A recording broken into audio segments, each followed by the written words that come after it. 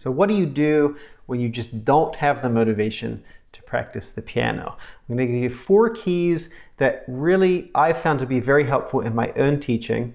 And these are really important because if you don't build a system around practicing the piano, you're going to find that inspiration is just really a bad indicator.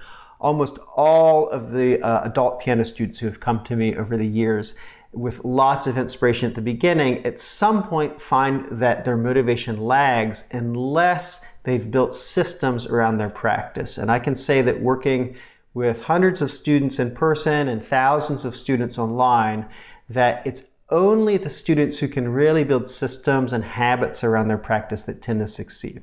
So here are the 4 keys that I find helpful in practicing the piano and motivation at the piano. So first of all, building a practice habit at the piano. What this means, a good practice habit looks like this. It looks like after X, I practice the piano. After X, I sit down at the piano. So for example, after making my coffee in the morning, I sit down at the piano. After I get home from work, I sit down at the piano. Whatever the case may be, you don't want your habit to be someday during the day I sit down at the piano. Because I can tell you, and as you know, if you're an adult, is that you're busy with other stuff. You're maybe working, maybe you have kids you're taking care of, whatever the case might be. You get home, you're tired from work, you just don't want to practice, and then you wait till the end of the day and you say, I'm going to put it off till tomorrow. That's how everyone is. You're not alone in that. And then those days, they just grow into weeks, right? So what you want instead is you want the minimum, what I call a minimum viable action. That's the minimum thing that would count as practicing the piano. And what I often tell adults is, just tell yourself, when I get home from work, I'm going to sit at the piano. Even if all I do is sit down on the piano bench, and that might sound absurd, but the point is you want to give yourself something that isn't overwhelming. If you say, when I get home from work, I'm going to practice the piano for an hour or something like that, there are going to be a lot of days where you don't want to do that. And you're just going to say, I'll do it tomorrow. If you say to yourself, when I get home from work, I'm going to sit myself down at the piano. I don't even have to play it. I'm just going to sit down at the piano. Then what you're going to find is that, okay, I can do that. I can build that into a habit. And after 30, 40 days, it's just something you naturally do.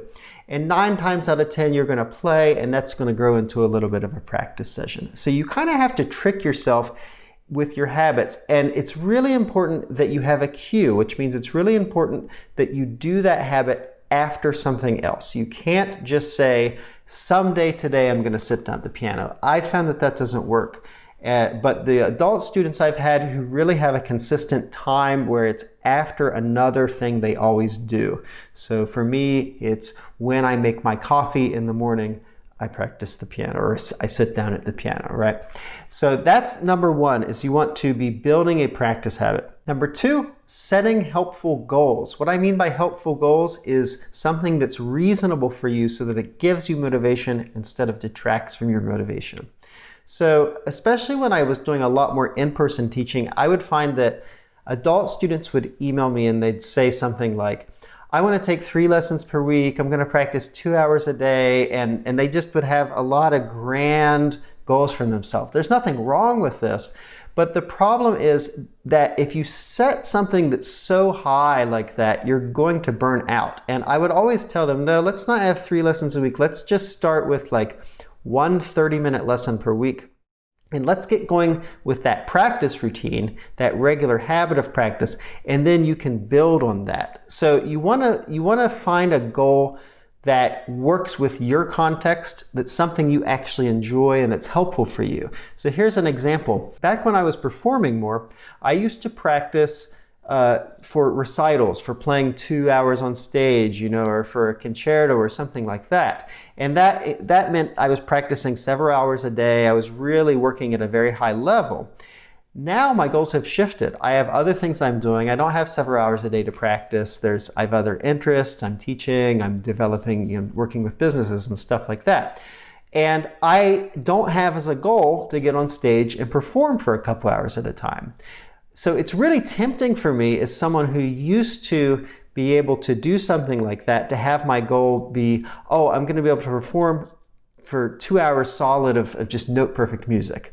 But that's an awful goal for me because given all the other things going in my life, the chances that I'm actually going to achieve that are almost zero. And what that means is that that goal is going to be demotivational for me. It's not going to be motivational.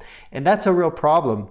And it doesn't work with my own interests at the time. So I'm way more interested, say, if there's a group of friends and we get together, that I can play 10 or 20 minutes of music that we enjoy. That's a much more doable goal for me, and it's much more likely that I'll achieve that. So you have to look at your own context. What is it that really interests you and excites you? And that doesn't mean that every day you're going to want to sit down and do that thing, but it means that you're going to have a goal where even on those days where you have your piano practice habit and you're sitting down at the piano, but you don't feel like you really want to practice today, you'll also still have that goal that's kind of conditioning you a little bit. Like, okay, well, I'll just kind of do a little bit of work today and that's going to get me closer to my goal.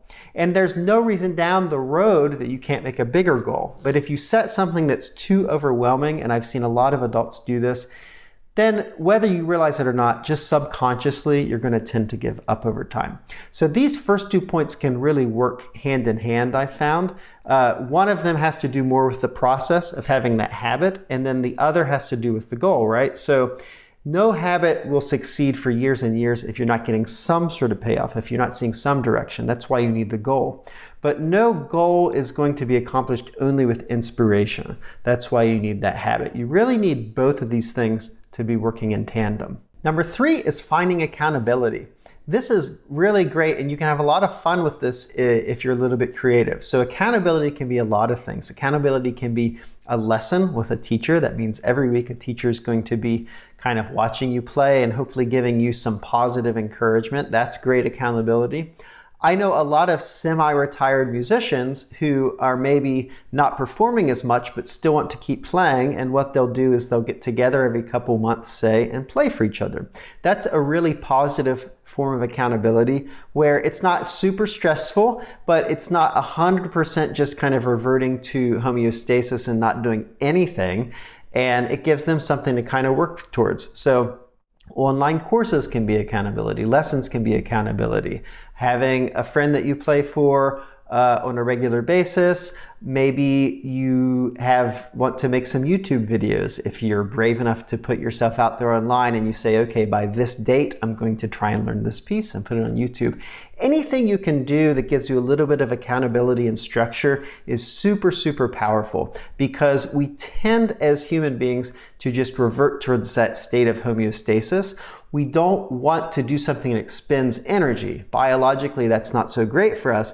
And that means if you are doing something like learning the piano that takes a lot of focus, a lot of concentration, if you can give yourself some sort of outside accountability and structure, you're going to find that that tends to help you do well over time. And last but not least, have fun. I know that should go without saying, but a lot of people, believe it or not, especially if you're kind of a type A adult, they don't have fun at the piano. So that means you want to find things that interest you. You know, not everything's always going to interest you, but even scales can be interesting if you're kind of having a little bit of fun with it, maybe tracking your progress. You want to find pieces that tend to interest you, although sometimes you might have to play something that's not your most favorite piece just to progress. And you want piano to be an enjoyable thing, so reward yourself when you practice. Whatever it is that just really makes it a little more fun for you, that's a good thing, because you want to subconsciously be associating your practice and your improvement with positive energy. So those are 4 tips that I think will really help improve your motivation and your piano practice. If you have other tips, let me know below. I'm sure there's other great ones, but I hope you find these helpful. If you like this sort of stuff, please make sure you like and subscribe. Just click the subscribe button. You'll get my updates. And just liking this video, it takes just a second, and it really means a lot to me. It helps with the YouTube search algorithm, which means more people will see this video. And it gives me a lot more motivation to make these videos for you. Oh, and by the way, if you enjoy this sort of stuff and you want to check out some of my online materials, I've left some links below the video, so check those links out. There's a lot of free lessons online. I hope you enjoy it. I hope you found this all motivational and it helps you with your own practice, and I'll see you all next time. Bye-bye.